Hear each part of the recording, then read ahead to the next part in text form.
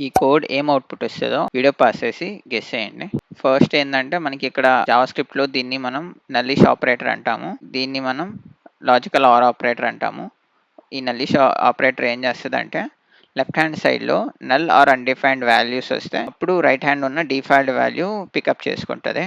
ఈ logical or operator ఏం చేస్తదంటే any falsy value null or అన్‌డిఫైన్డే కాకుండా 0, ఎంప్టీ స్ట్రింగ్, ఫాల్స్ అలాంటివి వస్తే అప్పుడు ఆర్‌హెచ్‌ఎస్ పిక్ చేసుకుంటది. ఓకే. ఇక్కడ కౌంట్ 0 ఉంది కదా! ఓకే. కౌంట్ 0 ఇప్పుడు సబ్‌స్క్రైబర్స్ 1కి కౌంట్ 0 వస్తుంది కాబట్టి ఇది నల్ ఆర్ అన్‌డిఫైన్డ్ వాల్యూ కాదు. ఏ నంబర్ 0 కాబట్టి సబ్‌స్క్రైబర్స్ 1కి 0 అసైన్ అవుతది.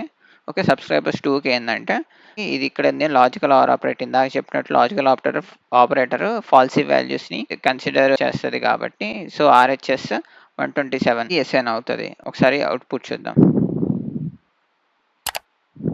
ఓకే. 0, 127.